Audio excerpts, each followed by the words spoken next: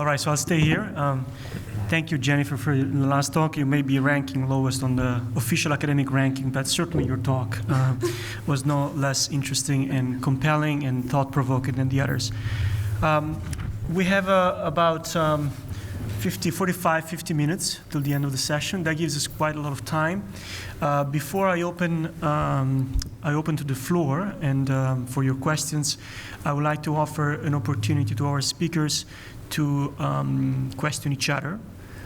If there is any immediate reaction, maybe just comments or specific questions by any of you to the other presenters. I have a question for John. I think you're going to push. Okay, I just push it down or something? Sounds. Can she Testing. be heard? Good. Okay, my question is, and this is what we talk about a lot in my classes. So your recommendation was we can frame this problem as a patriotic one, for instance, to Republicans, conservatives, so that they make decision-making that is in line with the group's best interest. So that, to me, is always a challenge. So do we frame a problem in terms, or do we actually change the ideology and systems thinking? Where should you aim?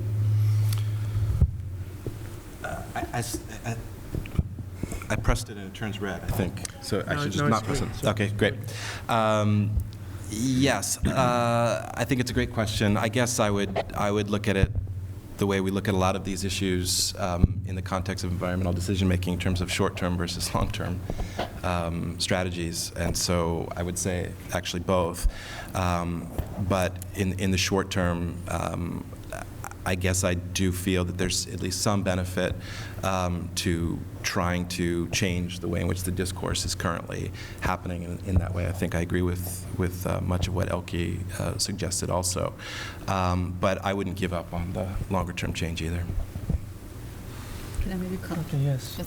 Just to follow up on that comment, I think one thing that's true is that there's not a nice mapping of each person to a different system. We all are multi-system people, yeah? And I think, so we can use the values that Jennifer mentioned, we can use the goals that I mentioned, we can use different types of systems that you mentioned, John.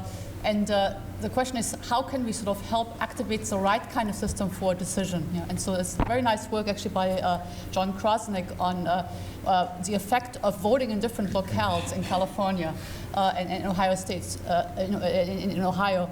And so it turns out that sort of when people vote in a locale that is more religious, like a church, for example, they vote on certain issues different, not hugely different, but there's a difference between 2 and 5 and 7% on an issue, as opposed to voting in a public school. And so that just means that sort of your value system that is being elicited by the context sort of is in place, and it's a system that's in place that determines the decision at the time. So I think that raises really interesting questions about sort of how we frame choices, but also where we ask people to make certain types of decisions. And then, of course, I think this notion of different strokes for different folks, I think, is well taken. Just as there's no single bullet here on a solution, there's also no single bullet on how to communicate climate change, because it depends on the context, it depends on who you're talking to, and helping people to align all their different goals and objectives, I think, is a service that we can do them. And sometimes people frame it in terms of manipulating people and tricking them into making the decisions. So the bottom line is that there is no value-neutral way of presenting information. I think we've seen that as another theme that sort of comes across in all of our talks. Yeah, that last comment reminds me of something that one of my mentors I alluded to, Bill McGuire, used to say. He was an expert on research on attitude change and persuasion. He would always say, persuasion is the worst form of social control, except for all the others. All right. Okay, any other comment or question from the panel? Well, then I'm very glad to open it up for questions. You have 2 mics, one on the right, one on the left. And one thing that I would like to ask you is to please try to stick to a question as opposed to make it a short speech or a longer comment, so that we can give everybody an opportunity to ask questions to the panel. Thank you very much. Well, I would like to just very briefly state Is this mic working? No, 1 second. Maybe they need to be flipped on there. Oh.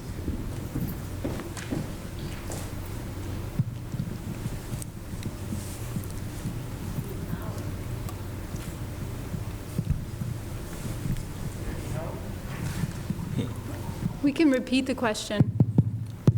Hello, that work? Oh. Yeah. I'd like to just very briefly, not a speech, but thesis, and get your response to it. Since we're talking psychology, the notion would be that one of the strongest psychological motivations for human beings is to nurture and live on through the genes and precious memories of their children and grandchildren, specific, not only future generations. And the idea would be that people are already doing that. I mean, parents are right now spending an enormous part of their personal GNP to nurture and live on through their kids, and also to save for their future future well-being. And the idea would be that our task as psychologists, looking at the psychology of this thing, is to figure out how to move climate change into the same mental category or cognitive framework that parents now have about feeding, housing, and so forth, taking care of their kids. That, for example, one of the most powerful things any of us could do for climate change would be carry around a button with a picture of a kid, our favorite kid, and use it to start dialoguing with people. What about trying to plug into that set of motivations, whether we're doing social research, thinking about public education, thinking about advertising or whatever, in addition to what you're doing now, the fine work you're doing now? I completely agree. In fact, I'll be honest. One of the reasons I'm doing this kind of research, and one of the reasons I'm here today, is I have 2 young daughters under the age of 6, and I would like for us to try to do something to make this world a livable place for them. And I agree that also that it should be a way again of harnessing persuasive messages. Yeah.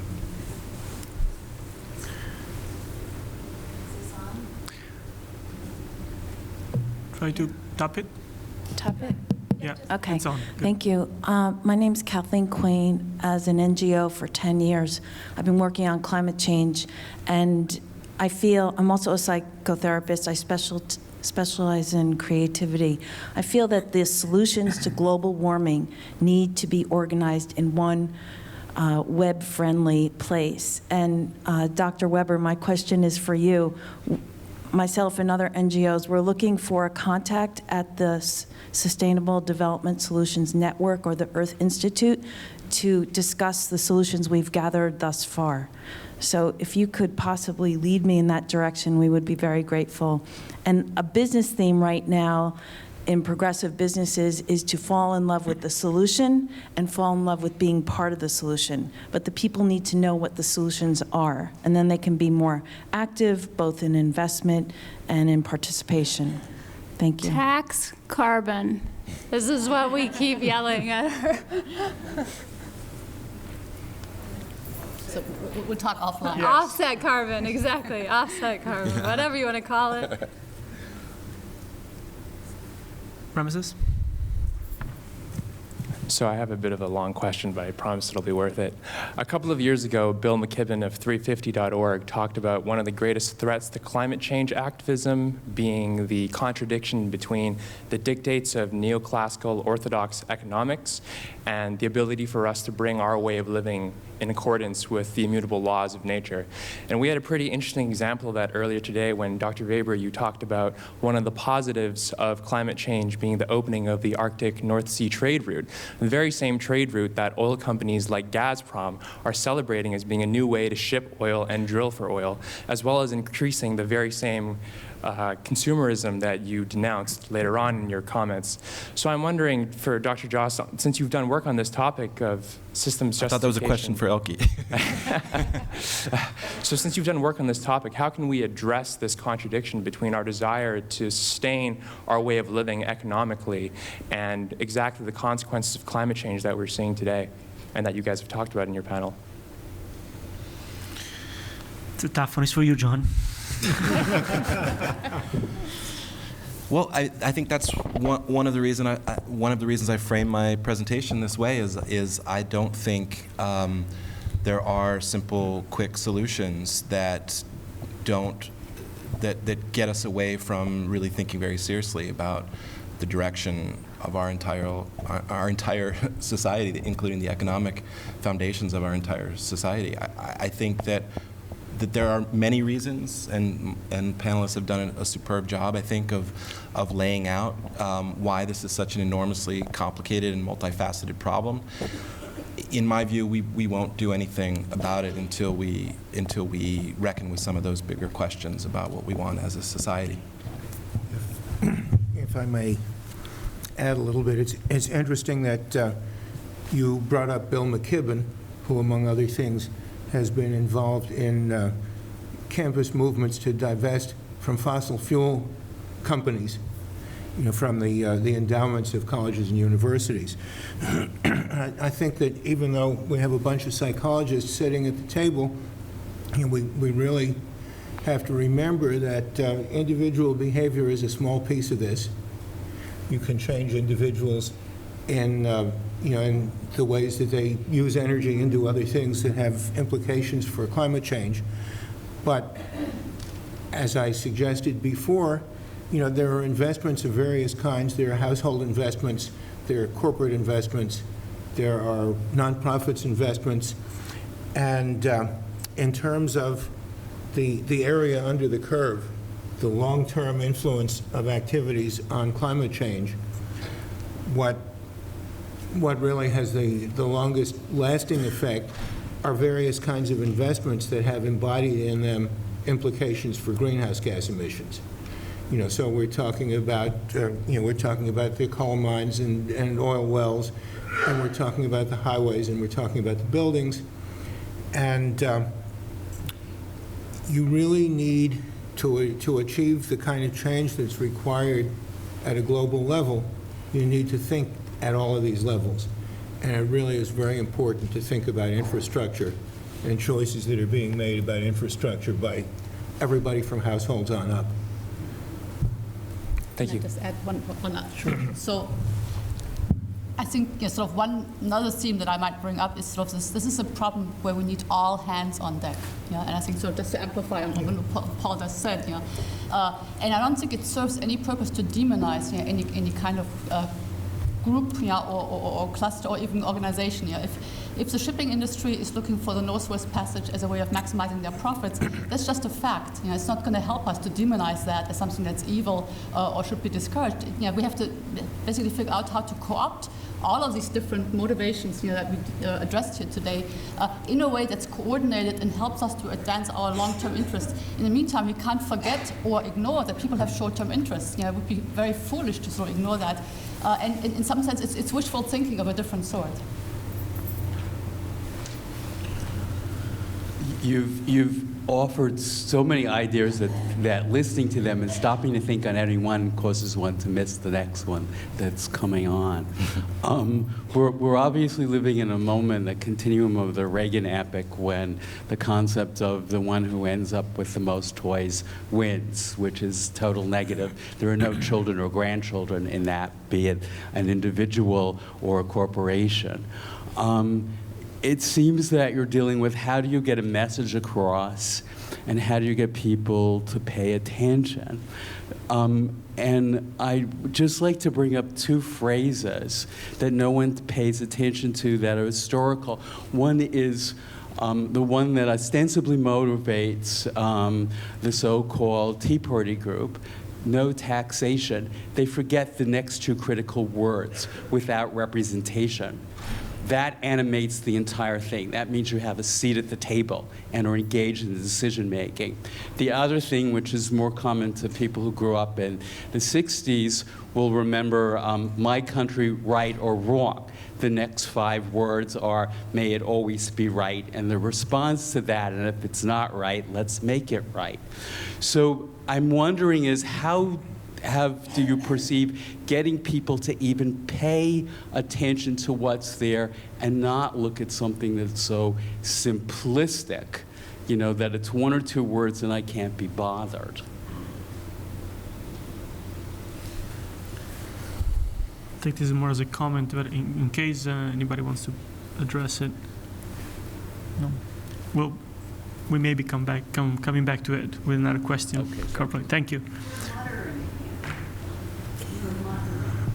I'm muttering again. I apologize. I will try not to do that again, ever. Please tell me if I mutter.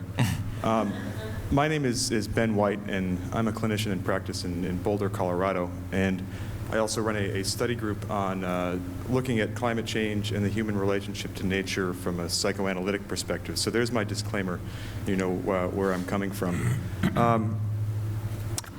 You seem to all agree that climate change is a human problem. It's human caused. We're the ones who are noticing and observing it. And hopefully we're the ones who are going to be changing it. I'm wondering, in all of the ways of looking at the human mind, and all the ways of understanding how and why we do what we do, where you think, and all the things that you guys have said, I think are right on. I'm wondering where the place for the idea that there might be something else going on that we're not speaking about. There might be something a bit more sinister in the reasons why we're not changing. I can relate to parts of myself sometimes, say if I'm stressed or tired, actually maybe enjoying a little bit of destruction of nature. I think that plays an important role in why we're not seeing the changes that we want. On the one spectrum, I live in Colorado where the SUV is the weapon of choice.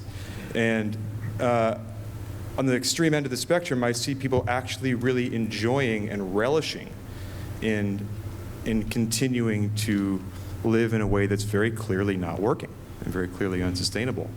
Where do you think that perception fits in to the work that we're doing and the work that we're trying to achieve? And that's really it. I mean, I think humans enjoy all sorts of crazy things. Some people enjoy hitting their children. You know, this is not something to aspire to as a country or as humanity. I also, so I think that there's just that obvious, like we were saying, we have these politicians in a state to sort of protect us from ourselves sometimes on a lot of issues. I also have a really big problem with the issue we and humans, because some of my work looks at, you know, inequalities. We as humans have not caused this problem. We in the Western world, and now with China and India on our heels, have caused the problem in large part. We should be the ones, I think, to solve it. We are not going to pay the price as severely as a lot of other people who did not contribute to the problem. And I think characterizing the problem as something that we all share, 7 billion strong, it actually does a disservice to the issue. I would be interested, though, the APA I don't think reports on that positive feeling. They're like all about accounts of eco-anxiety and people who lose sleep over climate change. But I didn't see anything in the report, Elke, do you, or you remember, of pleasure cutting down trees, or, you know, I haven't, so that would just be an interesting addition where they should actually explore the positive side of sort of Edward Abbeian type enjoyment of destruction of the environment. I would just add that you also really need to think about this as a phenomenon of cultural difference. I mean, the SUV is a very American kind of recreational activity that is more common here and perhaps in Canada and Australia than it is in Western Europe. And, you know, so there may be some kind of psychodynamic kind of thing going on, but there also is a cultural one. I mean, I agree, Jennifer, response. On the other hand, I believe that what I think you're referring to is that we have a dark side, right? The dark side of human nature. Some of my work looks at it, so that's perhaps why I'm sympathetic. It certainly doesn't mean that we should indulge it, but I think your point is maybe we should acknowledge it and try to understand it, because some of the behavior may not be explicitly targeted to the destruction of nature, but there may be times when we engage in this behavior in a sort of denial, because it helps our denial that the problem exists. And this has a psychoanalytical flavor to it, but I think that Elke I can see her nodding, there is a lot of research on decision making that may inform that too, and I don't think there will be a lot of disagreement in that regard. So I think you're maybe right that we cannot simply think or take for granted that we all want this and we act in according to this, beautiful goal of preserving our planet. We are complex beings with short-term goals, long-term goals. Some of them are, deeply rooted reflexes that we're trying to control. There is much more to the picture. I believe your question was, tackling that aspect. You seem to have guessed what I really think, even though my job was just to ask a question. Okay, thank you. Thank you. Afternoon. Can everybody hear me? Is that better? Great. My name is Howie Chong. Actually, I used to serve as the president of Sierra Club Canada, so thanks for mentioning Canada. I know there's quite a few board members here, of the panel here, who have some Canadian connections, so that's kind of nice. I'm currently a master's student at the Yale School of Forestry and Environmental Studies. I've done some work with Tony Lazarowicz. And the question I have for the panel has to do with fear. Elke mentioned a little bit, and how kind of fear-based messaging doesn't seem to work, or tends to have a relative negative effect. And the question I have around that is, how do you deal with that contradiction, in that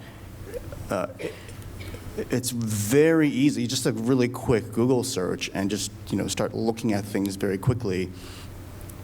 How do you deal with the fact that it's extremely easy to feel fearful about something along climate change? And how do you juxtapose that with an idea of not using language that addresses fear, or that deals with fear, with the fact that there's actually issues and things and consequences of climate change that actually are, in fact, fearful?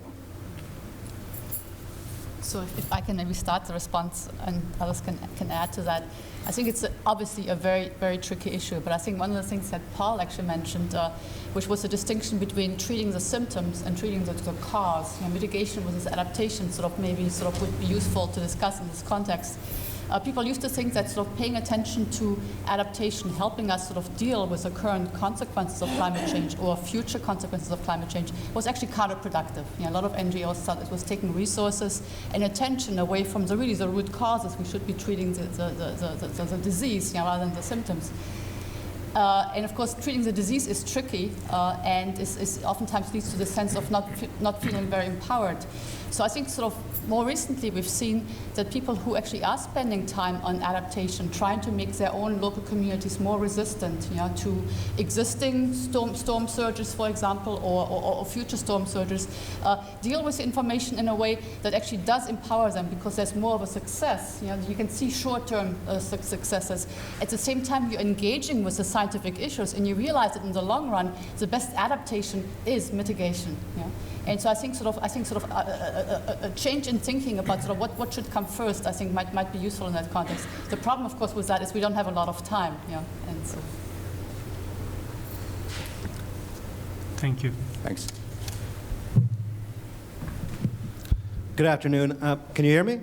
Yes. My name is Douglas Williamson. I'm from Earth Charter International in Costa Rica. We do sustainability ethics. I just want to thank you all, first of all, for those great presentations. They opened up a lot of really interesting questions for me.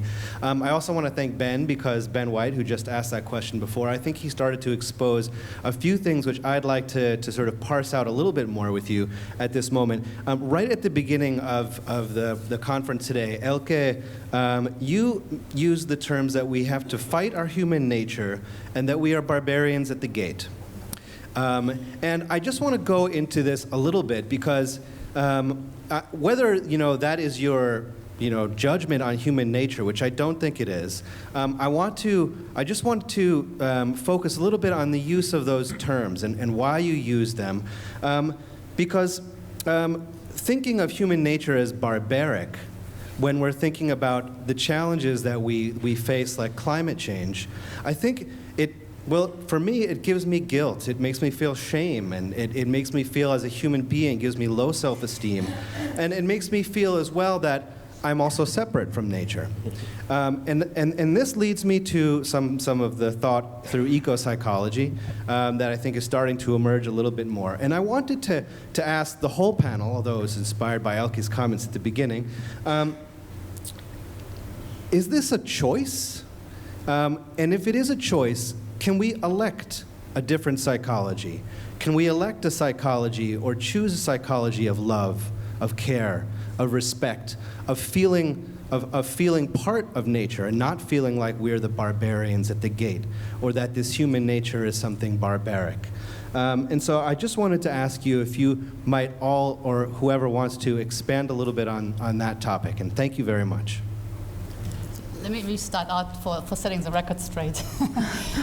So the point I was trying to make is that it's a lot easier to respond to a risk when you see the risk right in front of you. And in that sense, I use the barbarians at the gate as a metaphor for sort of what you do when your country gets invaded or when your World Trade Center sort of gets bombed. Yeah? And so those kinds of risks are relatively easy to deal with because you see the evidence right in front of you and you react to it. Climate change doesn't have those characteristics, partly because, sort of, at least in the recent past, the consequences were seen for most of us in this part of the world as far away and something for future generations. Then the other point, and I said them in short sequence, the other point was that sort of the enemy in this case is not just sort of them, but it's also us. But I didn't want to make the parallel to us being the barbarians. So even though logic maybe sort of would lead you to that conclusion. So I apologize for that if I gave you that impression. Having said that, I think sort of your point in some sense relates to the point that was made earlier actually by several of you. People are complex creatures, and I think I also want to emphasize the point that Jennifer made is sort of it's this us versus them kind of thinking is not a good idea, even though sometimes the us is them and the them is us. And I think we have to sort of figure out how to capitalize on the good parts of our values, of our systems, of our human nature, and how to minimize so those components that come through at times when we're tired, when we're depleted. We might want to actually destroy things and get some pleasure out of that, and related to that, these different types of psychology. So I don't think it's sort of that it's we are this and we should be doing that. We are all of these things, and we are all of these different things at different points in time. But the bottom line is we actually can realize how to increase the presence of some and how to decrease the presence of others. And that sometimes we do this through education, but we do this through culture, different subcultures that we all belong to. So I don't think it's such an easy question, but I think I don't think it's so black and white either. If I may add yet another complexity to all of this. It's easy to imagine that the way we think about our personal relationships with nature is somehow congruent with how we treat nature and the global climate. And I think that's not necessarily the case. As we heard from the previous speaker from Colorado reminding us of a subculture out there where people get out in nature with SUVs and destroy things. On the other hand, at the other extreme of that, of all the places in the United States that have the lowest impact per capita per GDP on climate change, we are sitting in it in Manhattan, the most ecologically friendly part of the United States. Where you don't feel like you're connected to nature, but your impact on climate is lower than it is almost anywhere else because the buildings are on top of each other. People travel on mass transit, they walk. It's just something worth thinking about. I don't know what the implications are, but let's not forget that. Well, here in Manhattan, we may not be connected with nature, but we so much wish that we were doing that. So maybe that's a critical difference. But very quickly, I think, to follow up on Elke's response to your comment and the previous one, some of these questions are going towards the large question of human nature. What is it? Are we aggressive, selfish beings that we care about consumption, and the more we can accumulate, the better it is? Or we are other-oriented, empathic, being compassionate towards other human beings and all living things, right? I think the one one author, some of you may know, Jeremy Rifkin, wrote in The Empathic Civilization, talks about this issue fairly in a very interesting way, expanding from the level of empathy towards others and seeing this need to expand our sense of community to all living beings as the only way ahead as a civilization to solve the climate issue. So I think the debate, the discussion may not be are we this or that, but what can we foster in our humanity, and which one is going to be is going to guarantee a future to ourselves, our children, the next generations.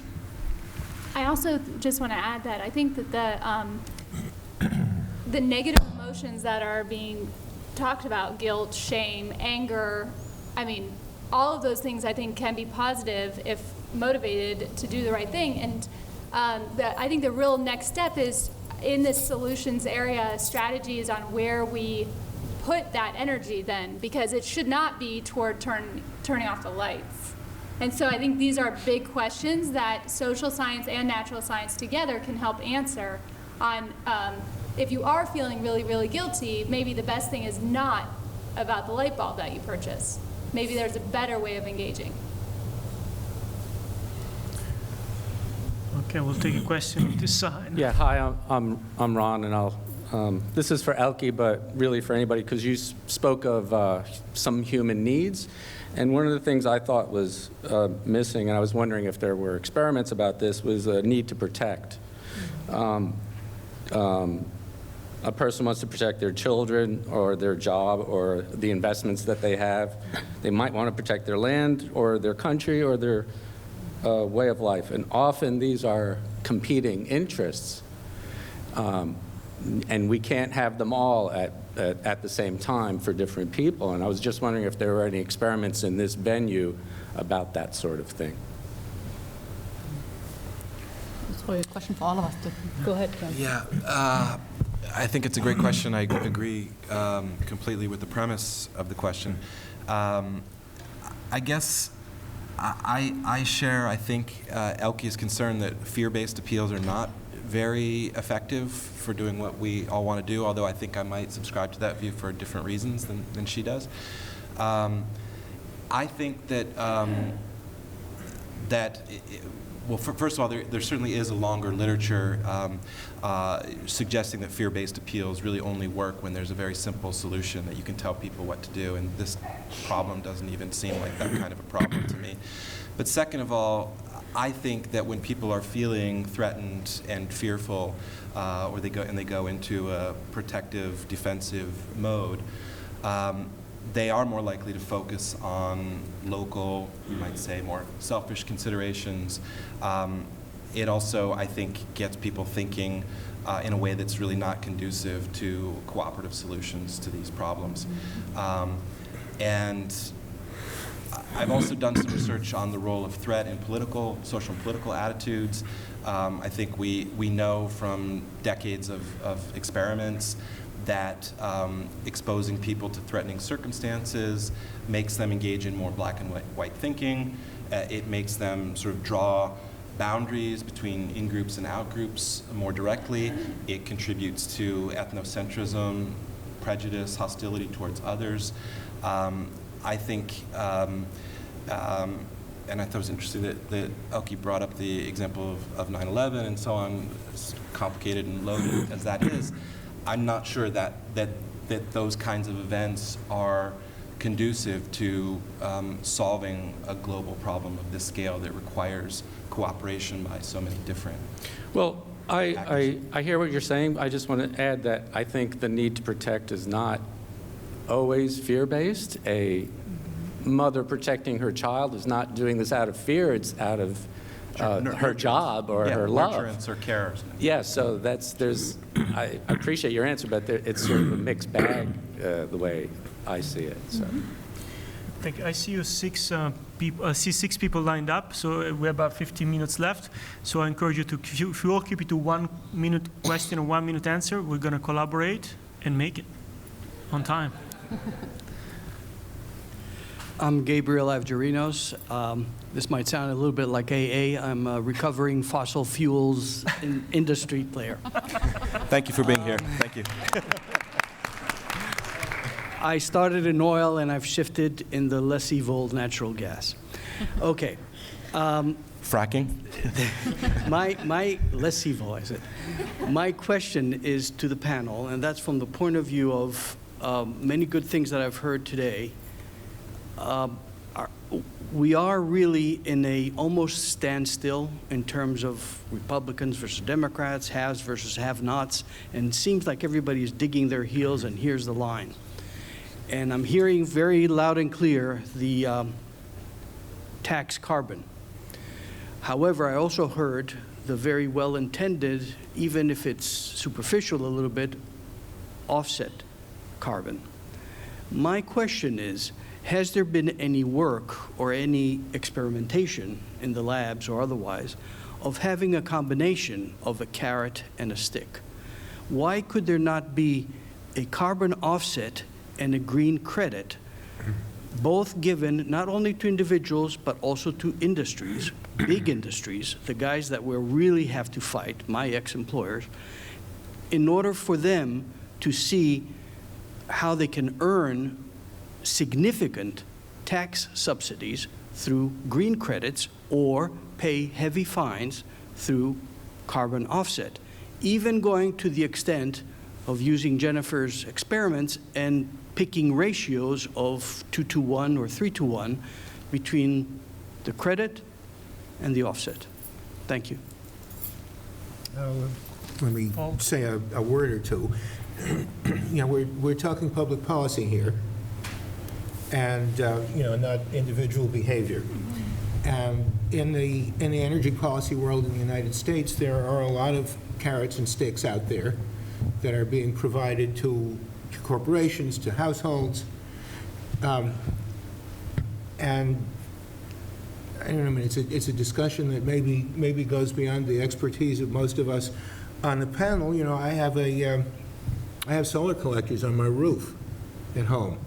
There are major carrots to households, and depending on what state you're in and what the policy is on electricity rates, there are various combinations of carrots and sticks, and these things do need to be worked out, but they need to be worked out at a level above the laboratory psychology experiment.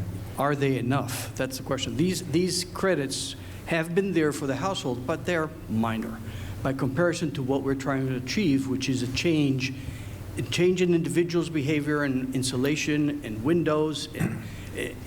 They're actually, I mean, the solar tax credits for households are actually major compared to the extent to which people are taking advantage of them. And, you know, I am engaged in a research project trying to understand that, looking at households and solar providers and so forth, and trying to get some increased understanding of why there isn't more adoption given the size of the incentives that are available. That is a question of individual psychology. Yes, it is. Go back.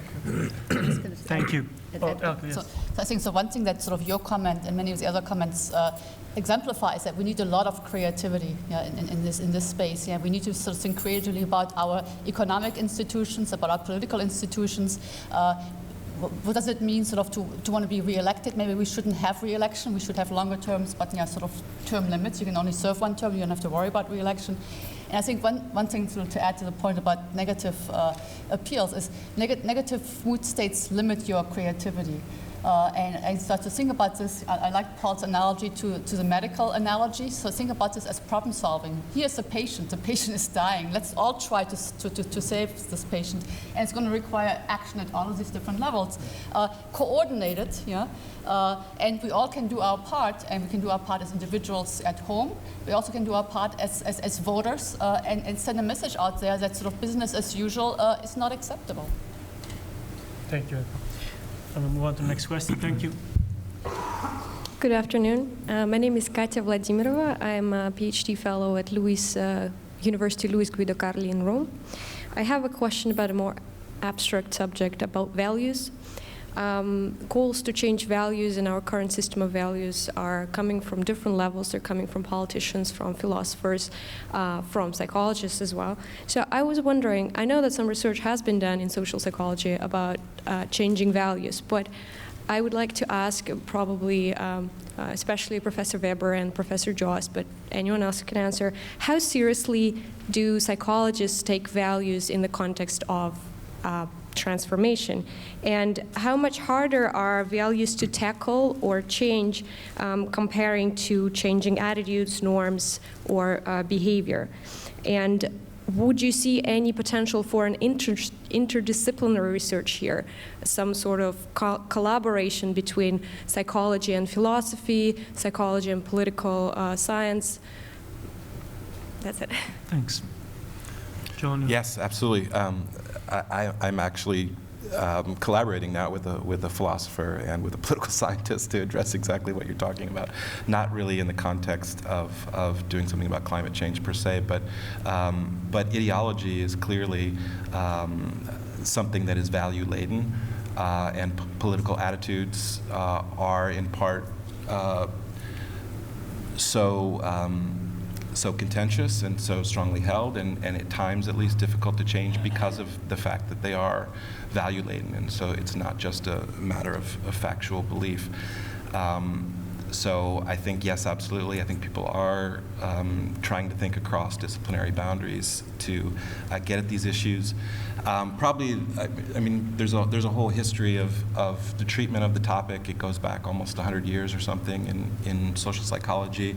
One of the many frameworks that have been proposed is one by Shalom Schwartz, who's argued for a kind of circumplex, I'm sure you're familiar with this model of human values that he argues is more or less based in human universals, but there are strong cultural as well as individual personality differences in the extent to which people gravitate toward one or more of these 10 or 12 values. And there has been some work on showing how these, the endorsement of these different values is related to environmental preferences. So one of them, I think, is benevolence, and universalism, I think, are ones that are associated more with environmentally friendly positions on the issues. And some people have been lately trying to frame things, kind of analogous to what I was talking about, frame messages so that they're more likely to tap into values that people hold. Yeah. Thank you, John. Hello. Hello. Thanks for your talks. I have a question for Professor Jacquet. So I was interested in the modification in the public good game you showed, where there was a disparity between wealth, rich, and poor, because of course this is one of the biggest contentious points in the negotiations today. At the last COP in Warsaw, a bunch of developing nations walked out over this issue. But the way you have it set up is like what some would call a time slice, where there just happen to be rich and poor players, when historically there's a relationship between the rich and poor. And I'm wondering if there's a way to set up an experiment where there's a connection between that, or sort of history. I don't know how you do that. I'm not a psychologist, but is there a way to do that, and would it be interesting? Yes, it would be interesting. I think that there's all sorts of limitations to these experiments, and as you point out, we have this great political experiment that we're running, and the experiments are just a very small piece of what academics can contribute. There are all sorts of ways that they don't imitate real life, but you could set up an experiment like that where you could have like many sort of games that precede a game, and you could let this sort of inequity emerge more naturally, I guess. But it's still, even then, you still deal with the inequities that even individual players who come into the experiment have. So you can have a rich student come into the game, and 20 euros means less to them than a poor student who comes into the game. So you're dealing with all these sort of pre-existing psychologies, and so you're never really getting at the real behavior, but you're getting some sort of proxy, and hopefully you're getting some insights into theory or policies that may or may not be reflecting really group ideals. Thank you. My question is, with regards to the gender gap, if you could just speak a little further to the implications of that and why that seems so profound, and what that means for framing the issue and framing our strategy for change, for initiating change?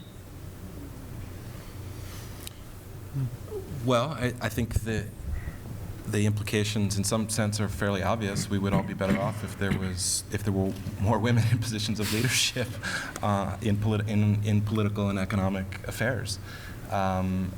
People. Assuming that it doesn't select for women who behave more like men. Sure. Yeah. Yes. Fair enough. I agree. I agree with that. Absolutely. Well, I mean, I think it does. Well, I agree with that, which is why I think we're not really going to tackle this problem until we're willing to question some of the fundamental assumptions, including the beliefs and belief systems that we have that justify the way we are currently set up economically, politically, and so on as a society, and that allows us to morally disengage from some of the implications of our actions. I absolutely agree that a lot of these problems are huge institutional problems. I disagree with a strong contrast between the institutional or the political level and the individual or the social psychological level. One of the points that Paul made that I agree with completely is we need to get to a point where we are organizing, and maybe women can take the lead in this, and helping us to divest from businesses that are among the worst polluters in this way. And I agree with that solution, but I think that when it came to divesting from corporations that did business with apartheid South Africa, that came about because of individuals who were organized, who came to regard the status quo as unacceptable and illegitimate. And I don't see any way around us facing up to that if we really are committed to doing something that requires fundamental change, and I think that this one does. Can we have one last question? On human values and fundamental change, I think we're still living in a project of enlightenment, the last 500 years, if we could broaden that aspect. And it feels very... 200 or 300 years, maybe. Well, I understand Kant being the Enlightenment pinnacle, but he started with Martin Luther, and really Enlightenment's a reaction against the kings and the church having all the power to everybody having all the power. And so if I could extend that, what happened was we got a couple hundred people who were very rich, to a couple thousand people who got very rich, to, after World War II, a couple million people getting very rich, and we're right now on a threshold of a couple billion people getting very rich. That means that we're facing a very strong uphill battle, right? And we're sitting here, and my question is, if I look at, we were talking about creativity, if we're going to think about a new future, and here we are, and we're actually part of the status quo, which I feel like this is still very much part of the status quo. Where's the creativity to think differently? And what are you going to tell your 6-year-olds that, the way we live today, daughter, I've got a 12-year-old, so, there's no future. And if we can't get off the boat ourselves as academics, and we're not very well paid, but still we're part of a system that makes us as guilty. Like the airplane flights we take, the money it takes to heat our house, the cars we drive, and you might say we live great in Manhattan, but that's let's look at how much it actually takes for us to be here. If you go to the to the rural areas in North Carolina where they don't have a car because they can't afford it, they're living a lot less than we are. And if you look at the world distribution, you might say, oh, wow, China took up most of the, increased amount of, carbon in the atmosphere. Maybe 15% was caused by Indonesia chopping down its rainforest. Good thing it's almost gone, right? But the story goes, that's us buying stuff. So I just feel that, it's like we really didn't, I appreciate what you're saying. I appreciate the hope you have here. But I would like to see that hope related to, we're part of a problem, and we need to fundamentally question what it means to be human, because the old project of enlightenment has got us into this place. And I understand science is, capitalism, but we got to challenge that. And I don't hear that. I'm sorry to say. I hear all the good answers, but I don't hear the connection between the good answers and what really needs to happen. There's this disbelief between action and our beliefs, this gap. I think they talk about that, and I just see it really wide. Well, so even here. I don't talk about that because I feel like it's a therapy session instead of a, but I feel very deeply that way. I talked to this woman, psychologist who specialized in survivor guilt, asking her, do you have clients who come to you and feel guilty that our species will survive and other species will go extinct because of what we're doing to climate. And she said, no, that's not a presenting symptom. And I was like, oh, okay, yeah, I don't know. I don't feel that way either. But I feel tremendously, I mean, I would say that I'm one of these people that is actually motivated by negative emotions, because I would prefer to be working on something else. This is, I think, why we're all sitting here. It's not because climate change is this really fun topic. It's because we feel like we're part of the problem, and we'd like to do a little bit. No, right, but I mean, I'm just speaking for myself, of course, but I don't think this is a fun issue to work on. It's just one that I feel like, why, it's the issue of our time, so that's kind of what we're left with. No, and if some of us moved to North Carolina and chopped our own wood, we would have a smaller carbon impact as individuals. But we're talking about a process at the level of the entire species. And you can do things as individuals. It's also absolutely critical to have social movement activity going on to try to influence choices that are much bigger at a lot of different levels. I just remember Africa produces about 3% of the world's carbon with 20% of the population. So maybe I shouldn't say North Carolina, but Africa, generally speaking. So I mean, I'll move back to Africa. Yeah. No, but so I'm questioning the Project of Enlightenment, and that's really, you can't not address that. It's the big monkey in the room, or elephant, or whatever. Well, and I just feel I agree that it's become that here, but I think that the Enlightenment is a more complicated issue, because I also think that there were some really tremendous things that took place with Enlightenment and the effort to bring reason into public understanding and grappling with problems, as opposed to the way things were done before, which often was simply following religious or other authorities. So I think, yes, the Industrial Revolution has brought with it a lot of things that we need to reckon with. But would we be better? Would we really rather live in a world that was pre-Enlightenment? I doubt it. I'm confident. I just think we didn't go far enough. Okay. So I'll challenge you. This is where creativity comes in. It's very creative, and I would love to continue the conversation during the break. Okay. Thank you. I think that one of the things that came out from this panel is that clearly there is a lot of all levels need to be considered. We've seen a lot of research and ideas to act at the individual level, how persuasion occurs, how it does not, how change is difficult. What are the forces that prevent it, and we are learning through research in the social sciences, some of which has been presented here today in this panel, how we can improve it. It's always frustrating, of course, to see these little increments. We look at it and it's like, wait, we have this big issue. We're running out of time and you're running psychology experiments. This is going to be a problem. But we don't have much other choices. I think we have to do the psychology experiments. We have to act at the level of the institutions and focus on how the two can be integrated, because that's the only way we have ever solved problems in our societies. That's how we know to do it. But of course, creativity is welcome, and maybe some more ideas will come out at the end of these 2 days. For now, we will stop here, almost on time. We will reconvene at 3 p.m. in this very same place with the session 2 that will deal with the physical city. So enjoy your lunch, and we'll see you at 3 p.m. Thank you. Thank you very much to our panelists. I'm sorry I forgot to do the most important thing.